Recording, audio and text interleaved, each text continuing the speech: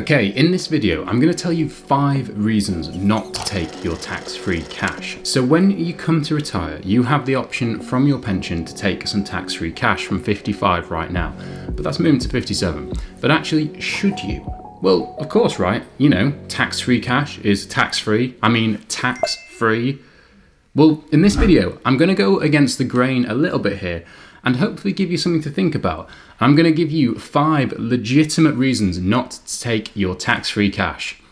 So, number 1, no good purpose for it. So, taking tax-free cash is all well and good if it makes sense, such as we're at retirement and we want the money to do whatever. The thing is, actually, tax-free cash's technical name is pension commencement lump sum. So I'm not really talking about it being a problem taking it at retirement or when there's a purpose. I'm talking about taking it from a flexible pension at an earlier age just because you can.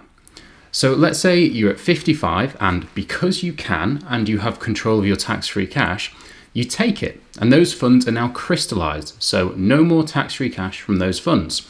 But what's more, you've now brought that money into your estate, which means that if you do pass away, it's possible the government could take 40% of it if inheritance tax applies.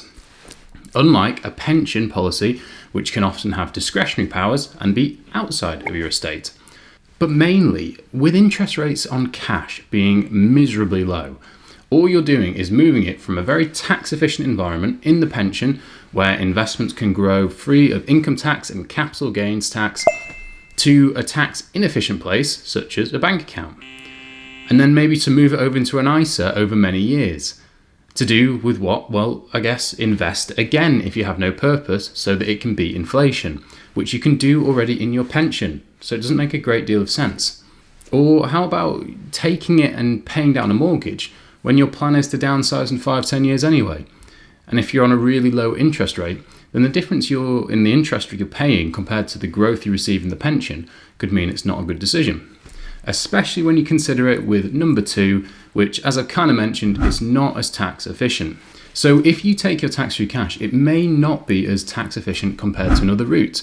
To understand this, we have to understand that within a defined contribution arrangement, the rules are that there is 75% which is taxable as income and 25% which is allowable tax-free, hence tax-free cash. Once you understand that, all you need to realise that if the 25% goes away, your tax options with what's remaining is limited because that's taxable income. So let's say you take all of your tax-free cash and sit it in a bank account. Your only option now with the remaining funds in the pension is take taxable income, which means that when you add it to your other taxable income for the year, it could mean less flexibility on how you manage these elements. And depending on the rules on your pension, they may allow what's called drip feed drawdown, so that you can use your tax-free cash and the income in a more flexible way, which allows you to kind of mix and match the income across your retirement, like this. Let's throw a graphic. That makes sense? Hopefully it does. Anyway, just remember that once it's out, it's like toothpaste. You can't take the tax-free cash out and then get anything more from those crystallized funds. And if you recycle it, there's what's called a tax-free cash recycling rules, which I'm not going to go over, but just be careful of them.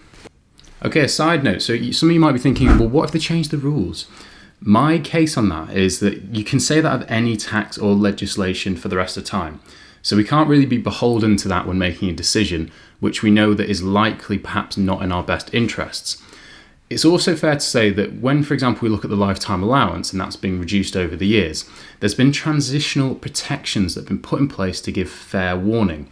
So what I'm saying is that while, yes, the government could technically change whatever they want because they're the government and they control the legislation, it's certainly not expected without warning, and there's reasonable precedence for there being warning and transitional things put in place if that does happen. Okay, number 3, you could grow your tax-free cash. So expanding on the video I did last week or the week before on the lifetime allowance and what it means to crystallize a benefit. If you want a bit more info on how the lifetime allowance works and so forth, give that a watch. I'll put that here. But basically, when you take tax-free cash, you do what's called crystallize the benefits. And that basically means that you can't take any more tax-free cash.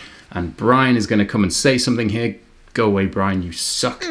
But anyway, he's right. But for the purpose of this video, once you've taken the tax-free cash, you can't have any more of it. Well, why does that matter? So let's keep the figures easy. And let's say at 55, you have £400,000 and you can take 25% of that as tax-free cash, which is £100,000. But what if you didn't draw any tax-free cash from it at all and you let it grow, and it did grow?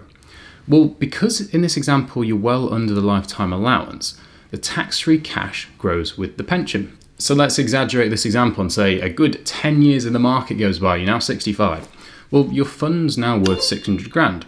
And because you didn't take your tax-free cash out at the time, because you didn't have a reason to, you have 25% of that to take as tax-free cash, which is £150,000. So your tax-free cash entitlement has grown as well.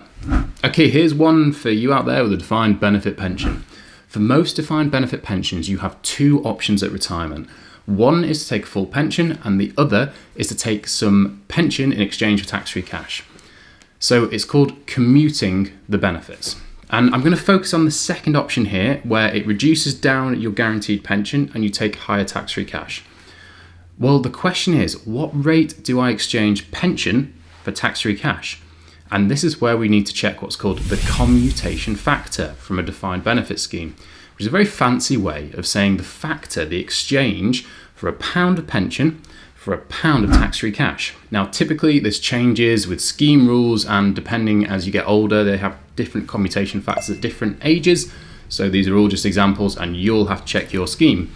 But let's say at a certain age you have a commutation factor of 25. This means you exchange £1,000 of pension for £25,000 lump sum.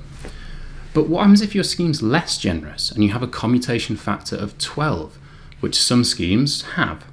Well, that means you're exchanging £1,000 of pension for £12,000 of a lump sum. So the benefit here is, okay, immediate lump sum, great, bird in the hand and all that.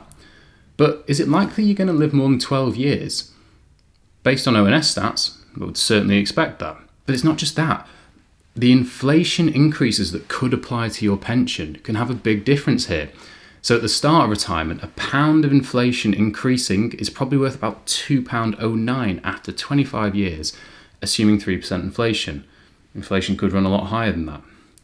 So for this reason, it's worth thinking twice and running the figures based on your overall situation.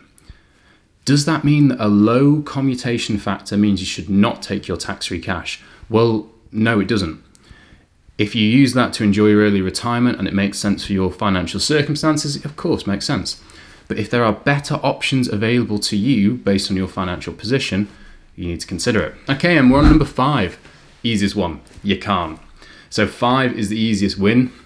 You might not be able to, because tax-free cash is the lower of 25% of the benefits or 25% of your remaining lifetime allowance. Again, watch that video. So if you have no lifetime allowance left, guess what? No tax-free cash. If you do want to take anything above your fully used lifetime allowance, there's a 55% tax charge for any lump sum. So it's certainly not tax-free, is it? So there you go, 5 reasons not to take your tax-free cash. In the next few videos, I'm going to be changing things up quite a bit, and they're going to be a little bit different in format and topics. Might take me a bit longer to make, and I hope you enjoy them, so stay tuned. This has been Principles Personal Finance. I really appreciate you watching. See you next time.